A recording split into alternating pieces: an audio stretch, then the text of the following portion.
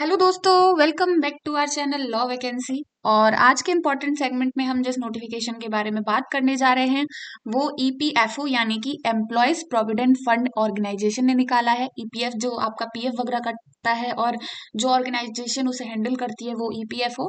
तो उन्होंने ये नोटिफिकेशन निकाला है और इन्होंने यंग प्रोफेशनल की जॉब पर वैकेंसीज निकाली हैं। और यंग प्रोफेशनल की जॉब है तो जाहिर सी बात है, आपको पता होगा nature of job contractual basis का है और फ्रेशर्स इसमें आराम से अप्लाई कर सकते हैं। तो आज की वीडियो में हम इसी से रिलेटेड सारी बातों को डिटेल से जानेंगे। लेकिन उससे पहले मैं एक छोटा सा रिमाइंडर ये दे दूं कि अगर आप हमारे चैनल पर नए हैं और साथ ही में एक लॉ फ्रेशर हैं, एक लॉ स्टूडेंट हैं, जुडिशरी एस्पिरेंट है, एडवोकेट हैं, तो all over India legal field से रिलेटेड जितनी भी वैकेंसीज आती हैं, चाहे वो स्टेट गवर्नमेंट के द्वारा आई हो या फिर सेंट्रल गवर्नमेंट के द्वारा आई हो, उन सबकी जानकारी हमारे चैनल पर डेली बेसिस पर दी जाती है। इसीलिए आप हमारे चैनल को सब्सक्राइब कर दें और बेल आइकन को प्रेस कर दें ताकि डेली बेसिस पर जो भी नोटिफिकेशंस आ रहे हैं वो आपसे मिस ना हो। तो आइए देखते हैं इसमें क्या दे रखा है। तो इसमें आपको दिख रहा होगा कि post of young professional law on contract basis की जॉब है ये, और ईपीएफओ ने ये जॉब निकाली है। अब हम आगे एलिजिबिलिटी क्राइटेरिया से रिलेटेड चीज़ों को डिस्कस करेंगे क्योंकि इसमें नंबर ऑफ पोस्ट के बारे में नहीं दे रखा है। तो सबसे पहला एलिजिबिलिटी क्राइटेरिया है कि इंडियन सिटीजन होना ज़रूरी है। दूसरी चीज़, आपको 32 ईयर से ज़्यादा नहीं होना चाहिए। एज पर 15 फरवरी 2025 आपकी एज 32 साल से ज़्यादा इसमें नहीं होनी चाहिए।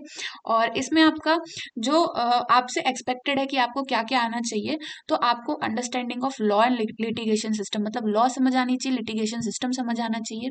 Understanding of EPF MP act 1952, establishment rules and insolvency and bankruptcy code of India 2016, इसकी नॉलेज होनी चाहिए।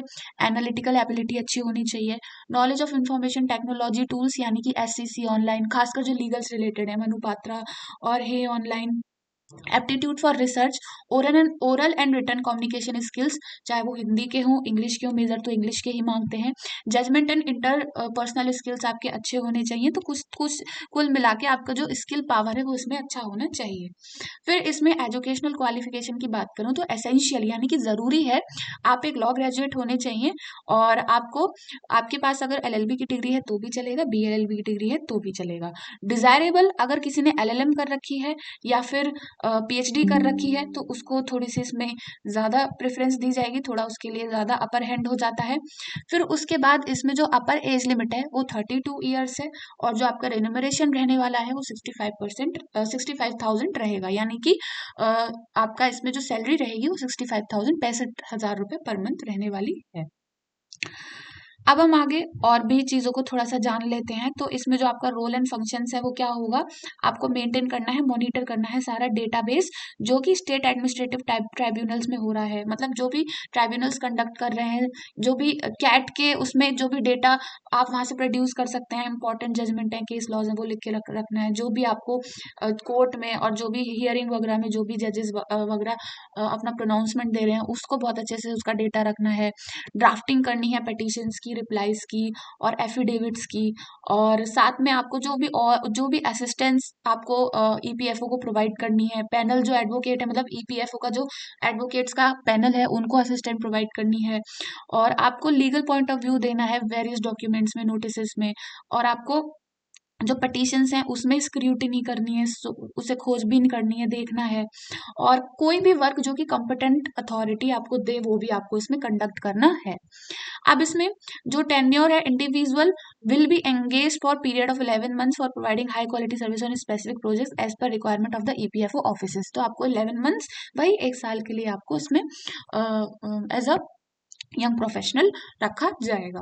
फिर आपका जो प्लेस ऑफ पोस्टिंग रहेगा वो हेड ऑफिस रहेगा, न्यू दिल्ली रहेगा। और इसमें जो आपकी लीव्स वगैरह है वो आपको 12 दिन की पर ईयर लीव्स इसमें प्रोवाइड करी जाएगी। और इसमें आपकी सैलरी मैं आपको बता चुकी हूँ, 65,000 आपकी सैलरी रहेगी। और आपका राइट टू मॉडिफिकेशन, सस्पेंशन और टर्मिनेशन, ये आपकी सारी इंपॉर्टेंट इंफॉर्मेशन है। जब आप पीडीएफ को ध्यान से देखेंगे उसे आप पढ़ लीजिएगा। और अब हम जानेंगे कि इसमें आपका सिलेक्शन प्रोसेस कैसे रहने वाला है। सो सिलेक्शन प्रोसेस इसमें बड़ा अटपटा है। तो उसमें जो आपका सिलेक्शन प्रोसेस होगा ना, shall be subject to screening and the candidate shall be shortlisted based on the following parameters. अब इन्होंने पैरामीटर्स रखे हैं कुछ, उसके अकॉर्डिंग आपको सिलेक्ट किया जाएगा। अब क्या होता है, अगर आपने टॉप 10 रैंक इंस्टीट्यूशन में से पढ़ाई की है तो आपको 30 मार्क्स दिए जाएंगे, मतलब ये प्रॉपर 30 मार्क्स का है ये क्राइटेरिया, 30 पूरे। अगर 11 टू 20 के बीच में से करा है तो 25, 21 टू 30 के बीच में से करा है 20, और 31 टू 40 के बीच में से करा है तो 15 मार्क्स आपको इसमें प्रोवाइड किए जाएंगे।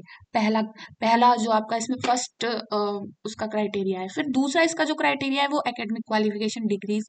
अगर एलएलबी है तो 5 नंबर दिए जाएंगे, एलएलबी प्लस डिप्लोमा है लेबर लॉज में 7 नंबर, और एलएलबी प्लस एलएलएम है तो 10 नंबर, मतलब 10 के 10 पूरे नंबर। फिर आपको एकेडमिक परफॉर्मेंस इसमें 10th में अगर आपके 70% से हाईएस्ट हैं तो आपको 5 दिए जाएंगे, और 60% से 70 के बीच में तो 4 नंबर दिए जाएंगे, और आपका परसेंटेज 45 से 60 के बीच में तो 3 नंबर। 12th अगर है आपका तो मतलब 70% से ऊपर तो 5 नंबर, 60 से 70 के बीच में 4 नंबर, और 45 से 60 के बीच में तो 3 नंबर। एलएलबी या फिर बीएलएलबी में आपकी अगर 70% से ऊपर है तो 15 नंबर, और 60 से 70 है तो 12, और 45 से 60 है तो 9। और एलएलएम में अगर आपके 70% से ऊपर है तो 15, 60 से 70 है तो 12, और 45 से 60 है तो 9। तो टोटल ये 40 मार्क्स का है क्राइटेरिया, और इसमें आपको 40 मार्क्स प्रोवाइड किए जाएंगे तो आपके लिए एक अच्छी बात होगी। फिर आपका इसमें 5वां क्राइटेरिया वर्क एक्सपीरियंस देखा जाएगा। अगर है तो फ्रेशर्स भी अप्लाई कर सकते हैं इसमें, लेकिन वर्क एक्सपीरियंस है तो मोर देन 2 ईयर्स एक्सपीरियंस है तो 20 मार्क्स, और अगर मोर देन 1 ईयर एक्सपीरियंस है तो 15 मार्क्स। तो ये आपका इसमें मैंडेटरी नहीं है फ्रेशर्स वालों के लिए, बिल्कुल ये जॉब है, आपको बिल्कुल परेशान नहीं होना है।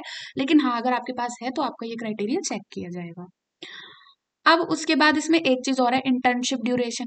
अगर आपने 6 मंथ टू 1 ईयर की इंटर्नशिप करी है तो 10 नंबर, 3 से 6 मंथ्स की तो 8 नंबर, 3 मंथ से कम की करी है तो 6 नंबर, और अगर नहीं करी है तो कोई नंबर आपको नहीं दिया जाएगा। टोटल ये 100 नंबर का आपका पूरा ये असेसमेंट टाइप का, मैं बोल दूं पेपर तो है नहीं, असेसमेंट है, और उसमें आपका पूरा एकेडमिक रिकॉर्ड चेक किया जाएगा और इसके बेसिस पर आपको सेलेक्ट किया जाएगा।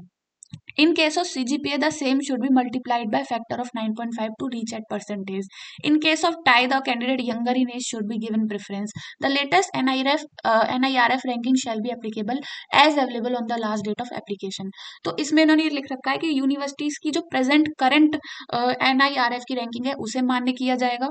दूसरी चीज, अगर किसी की CGPA in case of CGPA, मतलब अगर आपकी CGPA में ऑब्टेन हो रही है आपकी, मतलब जैसे BLLB और LLB LLM है तो उसमें CGPA आपको प्रोवाइड किया जा रहा है, तो आपका जो फैक्टर है उसे 9.5 से डिवाइड किया जाएगा।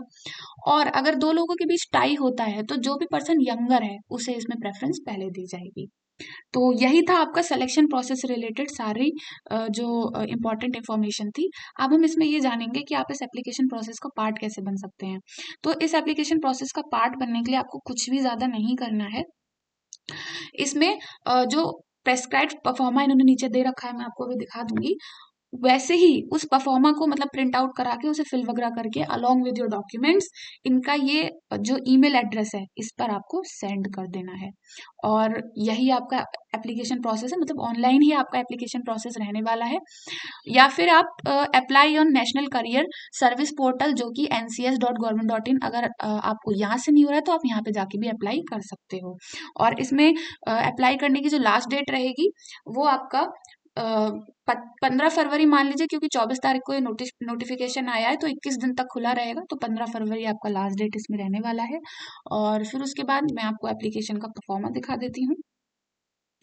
ये रहा, ये अंडरटेकिंग वगैरह है, ये आपको इसमें सारा दिखाना होगा वहाँ पे, और अपने डॉक्यूमेंट्स के साथ वहाँ भेजना है उनके ईमेल आईडी पे, और इसी तरीके से ये आपका सारा फॉर्म कंप्लीट है। तो अगर आपको इस PDF को हमसे लेना है या फिर इससे रिलेटेड आपकी कोई भी क्वेरी है तो आप हमारे टेलीग्राम चैनल पर जाकर क्वेरी पूछ सकते हैं और इस PDF को वहाँ पर जाकर पढ़ सकते हैं। हमारे टेलीग्राम चैनल का लिंक आपको वीडियो के डिस्क्रिप्शन बॉक्स में दे दिया जाएगा। और all over India legal field से रिलेटेड जितनी भी वैकेंसीज होती हैं उन सबको डेली बेसिस पर जानने के लिए आप हमारे चैनल को सब्सक्राइब कर दें और बेल आइकन को प्रेस कर दें, ताकि डेली बेसिस पर जो भी नोटिफिकेशंस आ रही हैं वो आपसे मिस ना हो। तो मिलते हैं नेक्स्ट वीडियो में नेक्स्ट नोटिफिकेशन के साथ। Thank you for watching.